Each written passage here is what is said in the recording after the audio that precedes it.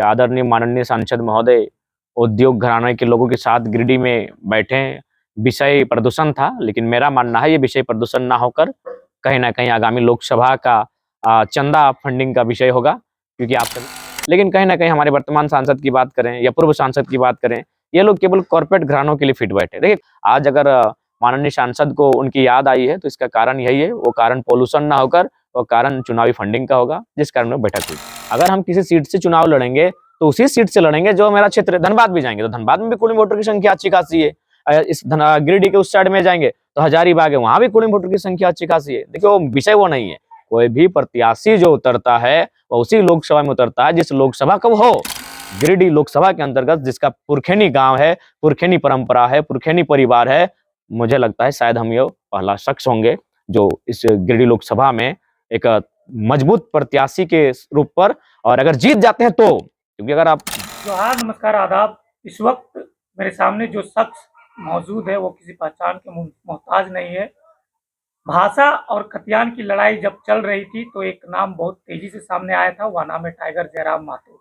उसके बाद जहां कहीं भी आंदोलन हुई, उसके बाद सभाएं हुई, जयराम महतो को बुलाने का होड़ सा लग गया और आज ये पूरे झारखंड में नहीं, यूपी बिहार में इनकी आवाजों का गूंज चल रहा है।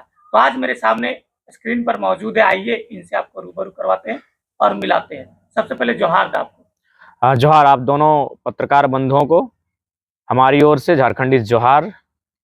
अभी हाल ही में वर्तमान सांसद जो उद्योग घरानों के साथ बैठक की, इस पर आप क्या सोचते हैं? हमें भी सूचना मिली कि आदरणीय माननीय सांसद महोदय उद्योग घराने के लोगों के साथ गिरिडीह में बैठे हैं।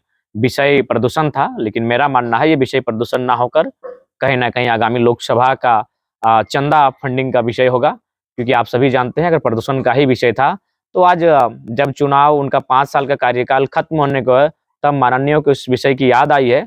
तो मेरा मानना है, क्योंकि आज कॉर्पोरेट जगत कहीं न कहीं इनडायरेक्ट रूप से राजनीति करते हैं, उनको भी मालूम है और कॉर्पोरेट जगत को मालूम है कि उनका फायदा किस प्रकार के राजनेताओं से हो सकता है, और हमारे माननीय सांसद उनके फायदे में बिल्कुल फिट बैठते हैं, जबकि उनको किसानों के लिए फिट बैठना चाहिए था। उनको पलायन और विस्थापन करने वाले झारखंड के रैयतों के लिए फिट बैठना था।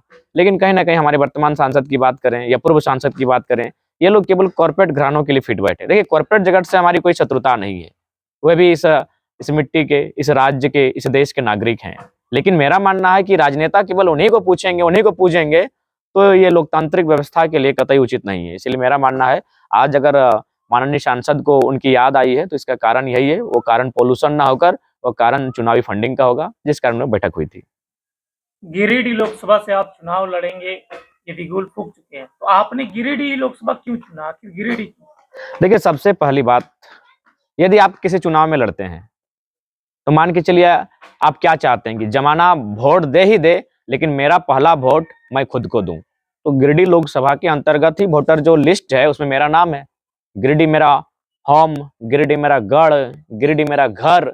तो इसलिए मैंने अपनी मातृभूमि को, अपनी जन्मभूमि को, जिस लोकसभा में अंतर्गत मेरा जन्म हुआ है, माफ कीजिएगा, मेरी कर्म भूमि है, जन्म हालांकि मामा घर में हुआ है, तो उन्हें कह सकते हैं मेरी कर्म भूमि, जन्मभूमि मान सकते हैं।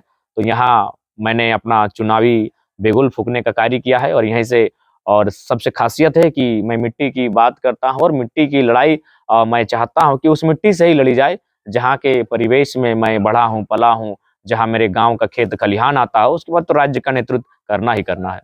कहीं ऐसा नहीं है कि देखा जाए तो गिरिडीह लोकसभा में कुर्मी वोटर सबसे ज्यादा है? नहीं नहीं, इसके कारण रांची में भी अच्छे खासे हैं, जमशेदपुर में भी अच्छे खासे हैं, हजारीबाग में भी अच्छे खासे हैं, धनबाद में भी अच्छे खासे हैं। वो कारण नहीं है। अच्छा, हम कहाँ जाते हैं? सपोज दैट अगर हम किसी सीट से चुनाव लड़ेंगे, तो उसी सीट से लड़ेंगे जो मेरा क्षेत्र है। धनबाद भी जाएंगे, तो धनबाद में भी कुल वोटर की संख्या अच्छी खासी है।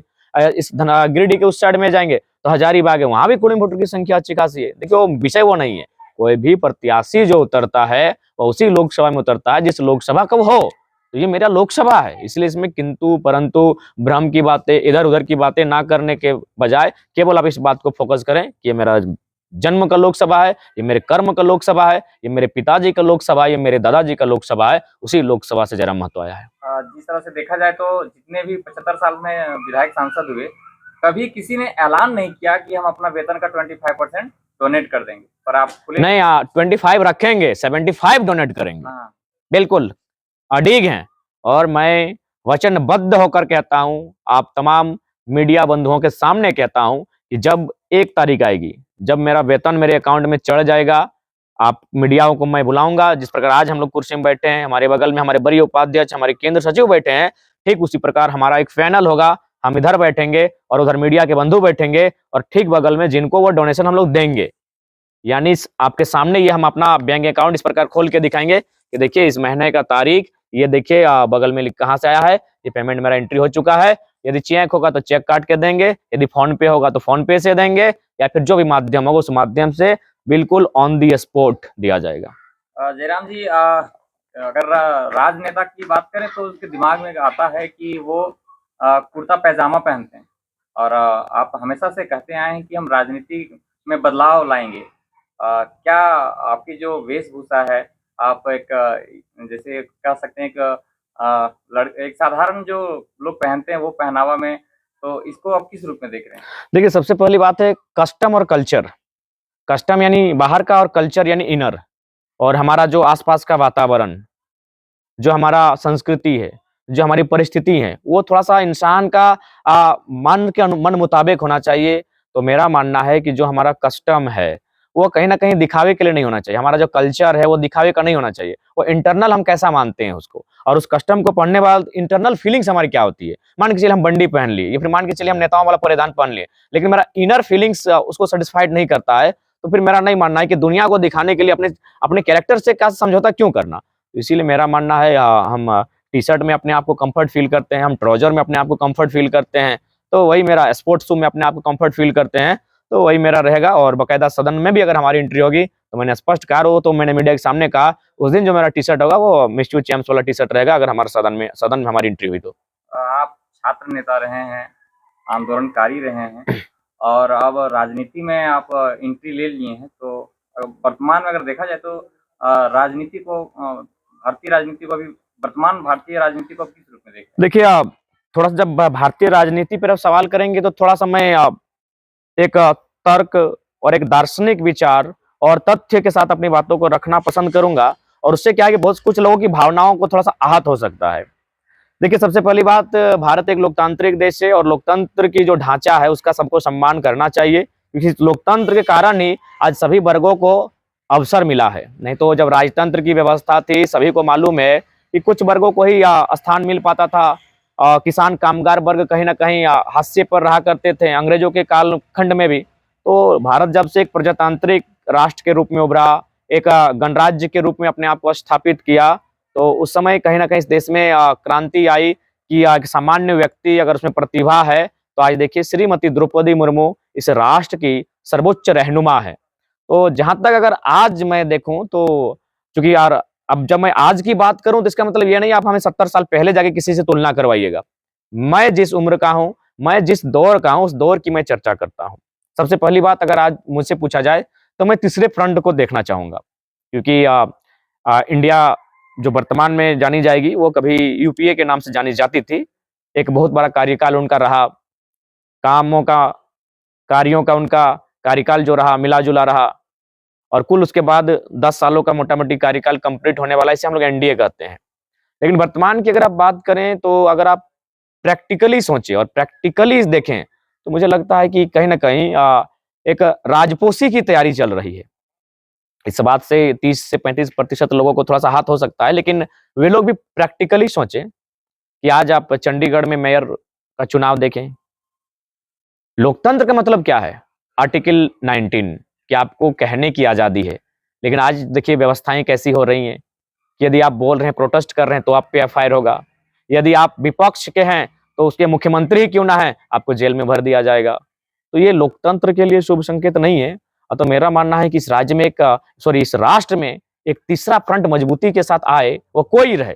दक्षिण भारत से आए, उत्तर भारत से आए, पूर्वोत्तर भारत से आए, पश्चिम भारत से आए, मध्य भारत से आए। तीसरा फ्रंट, एक मजबूत तीसरा फ्रंट आए, जो देश की लोकतांत्रिक मर्यादाओं का बचाव करते हुए और इस देश को एक बेहतर आइडियोलॉजी के साथ आगे ले जाने का कार्य करे। लेकिन वर्तमान में आप देख सकते हैं, मीडिया की स्थिति देख सकते हैं आप। हम तो कभी-कभी हद हो जाता है कि प्रधानमंत्री जिताएंगे वर्ल्ड कप की ट्रॉफी। गिरिडीह लोकसभा में देखा जाए तो हमेशा बाहरी लोग ही सांसद बने हैं। वैसी स्थिति में आप गिरिडीह लोकसभा से चुनाव लड़िएगा, तो ये चुनौती नहीं होगा आपके लिए? देखिए चुनौती रहेगा। जहाँ तक प्रश्न है, बिल्कुल आपका प्रश्न ये है कि मैंने आप इस थोड़ा-सा बाहरी जो शब्द कहें, उसको थोड़ा-सा हम अलग तरीके से डिफाइन करते हैं। एक बाहरी का मतलब है कि जो गार झारखंड के नहीं हैं, लेकिन आपने आपके जो बाहरी शब्द आया इसका मतलब ये है कि वो उनका यहाँ वोटर आईडी नहीं था। तो वो झारखंड के ही थे, जैसे माननीय चंद्र प्रकाश चौधरी जी झारखंड के ही हैं। इससे पहले सरफराज अहमद जी रह चुके हैं, वो भी झारखंड के ही हैं, बट इस लोकसभा के नहीं हैं। जैसे टिकलाल बाबू रहे, आज नहीं रहे, उनको नमन करते हैं। बट यहाँ गिरिडीह लोकसभा में उनका वोटर आईडी नहीं था। तो उस हिसाब से अगर देखा जाए, रविंद्र पांडे जी की अगर बात करें, तो भले उनका वोटर कार्ड है, लेकिन वो इस राज्य के नहीं है। तो अगर उस कुल मिलाकर जो हम लोग स्थानीय की बात कहें, झारखंडी लोग लड़े हैं, लेकिन स्थानीय लोग जो यहाँ इसी मिट्टी के हैं, जिनके पूर्वजों की यहाँ मिट्टी रही, वो यहाँ से कभी नेतृत्व नहीं कर पाए हैं। तो ऐसे हिसाब से अगर देखा जाए, तो शायद ये पहला अवसर होगा जब गिरिडीह लोकसभा के अंतर्गत जिसका पुरखेनी गाँव है, पुरखेनी परंपरा है, पुरखेनी परिवार है, मुझे लगता है शायद हम ये पहला शख्स होंगे जो इस गिरिडीह लोकसभा में एक मजबूत प्रत्याशी के रूप पर, और अगर जीत जाते हैं तो, क्योंकि अगर आप रिजल्ट नहीं होता तो जगन्नाथ बाबू भी इसी गिरिडीह लोकसभा के अंतर्गत थे जो 2 बार अच्छे वोटों से हार गए। अगर जीत जाते हैं तो आप उसको गिन सकते हैं कि इस गिरिडीह लोकसभा में 1952 के बाद जब से आम चुनाव हुए हैं, शायद एक मैं जोड़ देता हूँ क्योंकि मुझे थोड़ा इतिहास मैंने कभी चेक नहीं किया, लेकिन फिर भी मैं एक शायद लगा कहता हूँ कि शायद प्रथम मैं एमपी बनूंगा अगर जीत गया तो, जो शायद गिरिडीह लोकसभा में उसका पुरखेनी गाँव है।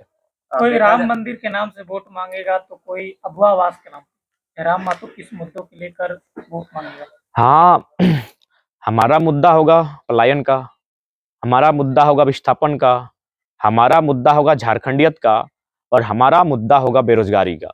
आज अगर गिरिडीह लोकसभा की अगर आप बात करते हैं, तो मैं आपके चैनल के माध्यम से बताना चाहूँगा, ये गिरिडीह का टाउन, वहाँ लगभग अनुमान मानते हैं 2 से 2,500 छोटे-छोटे फैक्ट्रियाँ, मैन्युफैक्चरिंग जहाँ से प्रोडक्शन होता है, वो कंपनियाँ हैं।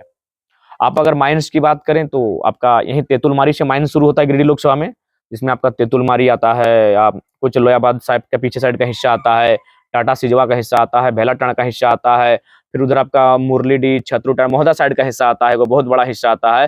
फिर उसके बाद आप चले जाते हैं सीधे दुगदा चले जाते हैं, फिर आप चंद्रपुरा को क्रॉस करते हैं, आप बेरमो चले जाते हैं और गोमिया के आसपास के क्षेत्रों में चले जाते हैं, जहाँ आपको फिर टीटीपीएस मिलेगा, सिटीपीएस मिलेगा, आपको बीटीपीएस मिलेगा, और ऐसे बहुत सारे हमारे पास कंपनियां हैं, माइंस की हैं, कोल्स की हैं, जहां से रोजगार का साधन जो है वो सृजन हो सकता है।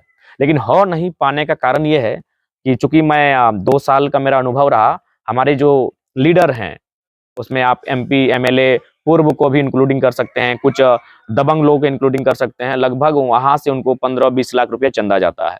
अगर वो अपने चंदे की धंधे की राजनीति को बंद कर देंगे, तो मुझे लगता है जो भी फैक्ट्रियां हैं, माइंस हैं, वहां बहुत सारे एवरेज कहीं 50 कहीं 100 की संख्या में रोजगार का नया रोजगार सृजन हो सकता है।